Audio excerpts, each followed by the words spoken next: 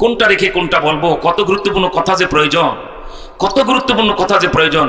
আমি শুধু তিনটা বিষয় আপনাদেরকে ইঙ্গিত করব। একটা আকীদায়ে খতমে নেব, অর্থাৎ আল্লাহর পরে যেমন আল্লাহ নাই, আমাদের নবীর পরে আর কোনো নবী নেই। কোন বেয়াদব যদি নবী দাবি করে, বাপ দাদার নাম ভুলায় দেব, ঠিক কিনা জোরে বলেন। কোন বেয়াদব যদি আমাদের নবীর চেয়ারে বসতে চায়, আমরা সব বুড়িগঙ্গায় নিয়ে জমা দেবো ঢাকার গুলি, ঠিক কিনা জোরে কর। 2 নম্বর ইসকন, এই ব্যাপারটা অনেক লোক, আমরা মিছিল কিচ্ছু করবে না, কোনো হিন্দুর উপরে হামলা করে। ইন্ডিয়া কি চায় জানেন? এই যে মসজিদের ইমাম নিয়ে, আপনাদের টঙ্গীর ইমাম পঞ্চগড়ের বর্ডারে নিয়ে গেল, মোদি চাইতেছে। আর আমাদের তো একজন সুন্দর কি বলা হয় দেশপ্রেমিক নেত্রী আছে শেখ হাসিনা, ওখানে যায় মুদিরে 24 ঘন্টা উত্তপ্ত করে, মুদিরে বিতর্ক মানে আপনার কি বলা হয় বিরক্ত করে ফেলতেছে। শুধু চুলকার, এটা কর, বাংলাদেশের বিদেশে সেটা করো।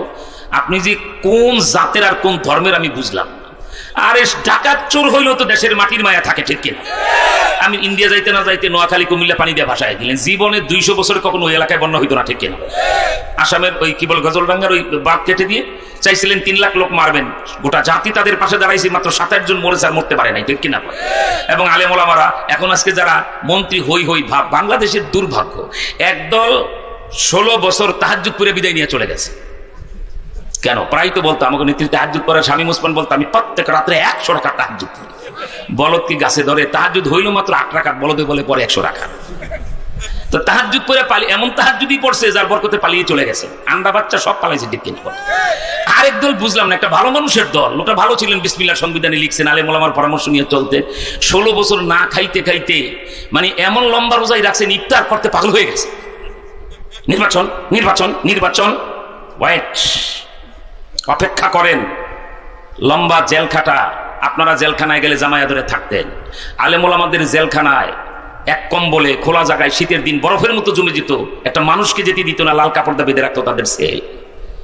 ওলামা একরামের উপরে এখনো জুলুম নাই, যা করে নাই, ঠিক কিনা? জেল খাটলাম আমরা, আর আপনারা কোন পথে সরাসরি ক্ষমতায় যাবেন গা, এবার এটা হবে না। বলো কিছু বুঝি না, নুন দিয়া ভাত খায় না। ইউনিভার্সিটিগুলি নির্বাচনের ফলাফলও বুঝে না যে গণেশ এবার উঠে গেছে, ঠিক কিনা জোরে কর। আর আলেম ওলামাদের ভিতরে কোন বর্ণচোরা বেঈমান আলেম কি বলা ওলামায়ে সু, এইবার যদি ইসলামের সাথে গাদ্দারি করেন 100 বছর গোষ্ঠী সুদ্ধা পচে যাবে, ঠিক কিনা? সব আমার এক থাকতে হবে, ঠিক কিনা? বলে আমি সারা বাংলার চিত্র জানি, এদেশের ওলামা একরাম আলহামদুলিল্লাহ সব এখনো এক আছে, আলহামদুলিল্লাহ বলে। 8টি সংগঠনে এক আছে, যদি এক থেকে সব জায়গায় একটা বাক্সা দিতে পারি, কারণ রাষ্ট্র ক্ষমতায় ইসলাম আনার আগে আমরা কোনো অন্যায়ের বিরুদ্ধে ভালো ব্যবস্থা নিতে পারবো না, ঠিক কিনা? দাবি করা লাগবে না। ইসকন করেছে ইমাম সাহেবকে, প্রধান উপদেষ্টাকে বলতে হবে নিষিদ্ধ করে। কেন? সরকার দায়িত্ব নিয়ে খোঁজ নিয়ে সেটা করে ফেলবে, ঠিক কিনা? আপনাদের কি এলাকার প্রয়োজন, দাবি নিয়ে মাঠে নামবে জনগণ, কেন? ভোট দিয়ে বসায় নাই, সরকার জরিপ করবে, ওই এলাকায় ওই দরকার চাওয়ার আগে দিয়ে আসবে, ঠিক কিনা? সেটা হল ইসলামী সরকার, কি বলেন, ঠিক না?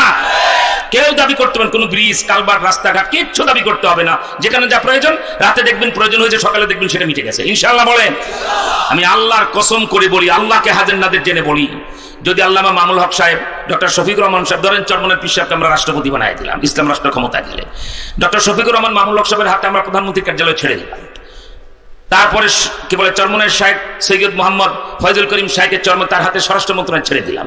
বাইতুল মুকাররমের খতিব, তিনি গোটা বিশ্বের অন্যতম এখন ফকিহ আলেম, ঠিক কিনা? ওনাকে আমরা প্রধান বিচারপতি বানাই দিলাম, আলহামদুলিল্লাহ বলেন। এইভাবে যে যেখানে যোগ্য বসায় দিলাম। তাহলে ওই পানির পাশে আফগানিস্তান দেখেন, 9 মাস যুদ্ধ করেছে বাংলাদেশ, আফগানিস্তান যুদ্ধ করেছে 40 বছর। 9 মাসের যুদ্ধেই অহংকারে পা মাটিতে ফেলে না, মুক্তিযোদ্ধা মুক্তিযোদ্ধা, বীর মুক্তিযোদ্ধা হয়েছে 72 সালে, যুদ্ধের 1 বছর আগে এটাও মুক্তিযোদ্ধা। এটা মুক্তিযোদ্ধা না শয়তান? যুদ্ধের পরের বছর জন্ম নিয়েছে বলে মুক্তিযোদ্ধা, ঠিক কিনা? আফগানিস্তানের তালেবান, তাদের নাগরিকরা শুধু পাকিস্তানের বিরুদ্ধে নয়, এই ছোট্ট পাকিস্তানের বিরুদ্ধে নয়, সুপার পাওয়ার দেওয়ার পৃথিবীর সবচাইতে বড় পরাশক্তি, নাম তার রাশিয়া আমেরিকা, ঠিক কিনা? এই দুইটা শক্তির বিরুদ্ধে একটানা 40 বছর লড়াই করে তারা দেশকে শত্রুমুক্ত করে, যেটা তালেবান কমান্ডাররা করেছে, এটা যদি বাংলাদেশের জনগণ করতে পারে, যে আমেরিকা পালিয়ে চলে গেল, ওরা বলছে আমরা যেন তেন সরকার করবো না, আমরা কোন রাজ পরিবার থেকে কোন প্রিন্স যুবরাজকে রাষ্ট্র ক্ষমতায় বসাবো না। আর আমাদের বাংলাদেশ তো গু খাইতে খেতে তো বদব হয়ে গেছে, একটা ফল করছে আরেক গাছ বসায় দাও, এমন বলত কি গাছে ধরে, কিন্তু তালেবান না বাঁচে। নো, কেন? আফগানিস্তানের রাজ পরিবার নাই। 100 মুজিব পরিবার এক পাল্লায় দিলে বাদশাহ আমানুল্লাহর পরিবারের সমান মর্যাদা দেওয়ান হবে না, যেটা আফগানে আছে, ঠিক কিনা? 200 জিয়া পরিবার এক পাল্লায় দিলে বাদশাহ জহিরের পরিবারের সমান হবে না। আজও জাতি তাদেরকে সে সম্মান দেয়, ওই পরিবারের লোকদেরকে খুব সম্মান দেয়, কিন্তু তালেবানরা বলছে নো, আমানুল্লাহ পরিবার হোক আর জহির পরিবার হোক, এরা ন্যাশনালিজম, কমিউনিজম, সোশ্যালিজম দিয়ে দেশ চালাবে, এরা ডেমোক্রেসি, গণতন্ত্র নামে মরা গরু দিয়ে দেশ চালাবে, অতএব এদের হাতে ক্ষমতা দেব না। তালেবানরা আমেরিকাকে তাড়িয়ে বলছে অনুবীক্ষণ যন্ত্র দিয়া খোঁজো এই আফগানের মধ্যে সবচেয়ে বড় আল্লাহর ওলি, বড় আলেমকে, তারে বানাবো আফগানের রাষ্ট্রপ্রধান। সুবহানাল্লাহ বলে।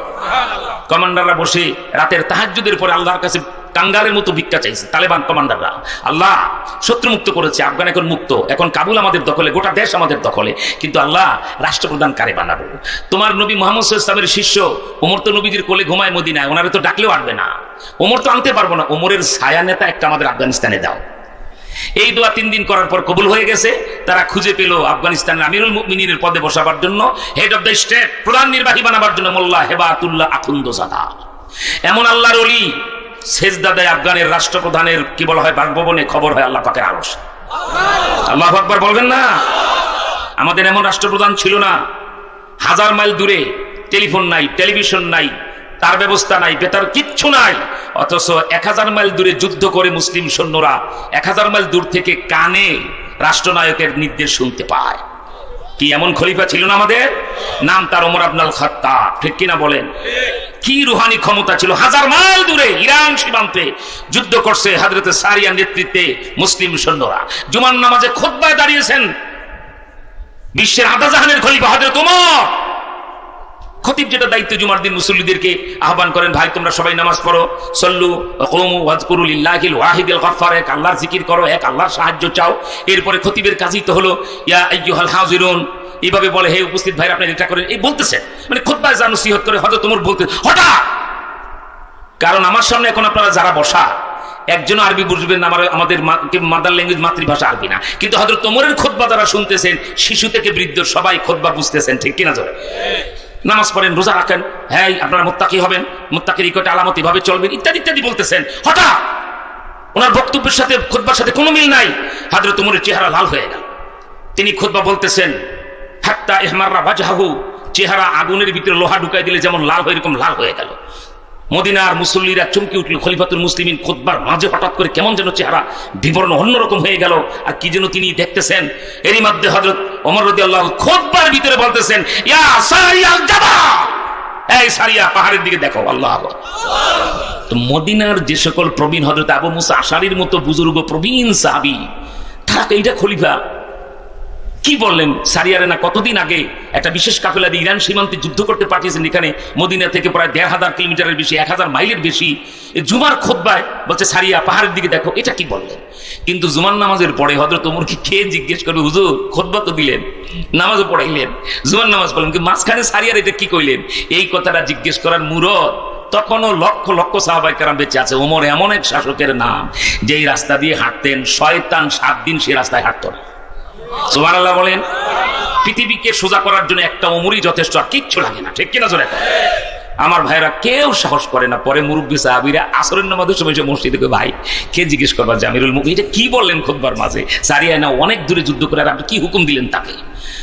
এটা তো জিজ্ঞেস করা, একটা কাজ করো, জিজ্ঞেস করার দরকার নেই। আল্লাহ যদি সারিয়াকে যুদ্ধে জয়যুক্ত করেন, উনি বিজয়ী হয়ে মদিনায় আসবে, আমরা ইস্তেকবালে তাকে স্বাগত জানাতে মদিনার বাহিরে যাব, আর প্রথমেই তাকে বলবে সারিয়া যুদ্ধ বিজয় হয়েছে, অনেক কিছু ভালো, কিন্তু জুমার দিন খুতবার সময় আমিরুল মুমিনিন হযরত ওমরের কি নির্দেশ তুমি পেয়েছো, তারপরেই সারিয়ার কাছ থেকে ঘটনাটা আমরা জানতে পারবো, ঠিক কিনা? কিন্তু হযরত ওমরকে জিজ্ঞেস করার কোনো সাহস তারা পেলেন না। আল্লাহু আকবার। আমার ভাইরা, হযরতে সারিয়া রাদিয়াল্লাহু তাআলা আনহু যুদ্ধের ময়দানে বিজয়ী হয়ে কলেমার পতাকা উড়ায়া 3 দিন পর্যন্ত লা ইলাহা ইল্লাল্লাহু মুহাম্মাদুর রাসূলুল্লাহ, একত্ববাদের মহান বাণী, রিসালাতের মধুর বাণী, কলমায়ে তৈয়বা খচিত পতাকা উড়ায় দিলেন। ইসলামের বিধানিটা যদি কোনো জায়গায় জয়যুক্ত হয় মুসলিম সৈন্যরা 3 দিন পতাকা উড়ায় দেখায় দিতে হবে এটা এখন থেকে মুসলিম ভূখণ্ড, ঠিক কিনা জোরে বলে? এরপরে তারা মদিনার দিকে মার্চ করলেন। সাহাবায়ে কেরাম খবর পেলেন, সমস্ত মদিনাবাসী বাহিরে যায় বলছে সারিয়া যুদ্ধে জয়যুক্ত হয়েছে, আহলান সাহলা, সব স্বাগত জানাবো, জানতে চাই গেল জুমার দিন শুক্রবার জুমার নামাজের সময় খলিফাতুল মুসলিমিন হযরত ওমরের কি কোনো নির্দেশ পেয়েছো? মুসলমানরা ভালো করে শুনো, কলিজার টুকরা যুবকেরা কান খুলে শুনো, তোমরা কোন জাতি, তোমাদের রাষ্ট্রনায়করা কেমন ছিলেন? হযরত সারিয়া বলে, এটা কি বলছেন আপনারা? হযরত ওমরের নির্দেশ না পেলে যুদ্ধে আমরা হেরে যেতাম। কি কি নির্দেশ পেয়েছ? এমন শব্দ সারিয়া বললেন, মুসল্লিরা দেখলো এই শব্দ তো ওমর খুতবায় 1000 মাইল দূরে মসজিদে নববীতে বলেছে। সুবহানাল্লাহ বলেন। হযরতে সারিয়া বলেন, আমাকে যেন মনে হলো হযরত ওমর খলিফাতুল মুসলিমিন খাপ করে আমার হাত ধরে আমার কানে কানে যেন বলছেন, সারিয়া সামনে অ্যাডভান্স হলো না, পিছন দিকে তাকাও। সৈন্যরা পাহাড় বেয়ে ট্রোলিং করে তারা গেরিলা হামলা করার জন্য পিছন থেকে তারা পাহাড়ের উপরে উঠতেছে। জলদি তীরন্দাজ যারা তীর মেরে হত্যা করতে পারে এমন কিছু লোক পিছনে পাঠিয়ে দাও। হযরতে সারিয়া বলে, হ্যাঁ। হযরত ওমরের এই নির্দেশ পেয়ে তীর মারতে যারা বিশেষজ্ঞ এরকম কিছু সৈন্য পাঠিয়ে দিলাম। ওরা সব পাখির মতো বিদ্ধ হয়ে নিচে গড়িয়ে পড়ে গেল।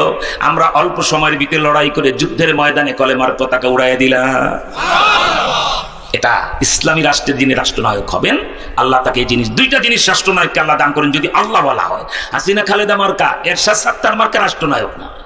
এই জাতি কোন কাউকে, হাসিনা ক্ষমতায় থাকতেই পাত্তা দিয়ে কথা বলি নাই। এখন তো দেশটাই আমাদের, আমরা যা বলবো এভাবেই বাংলাদেশ চলবে।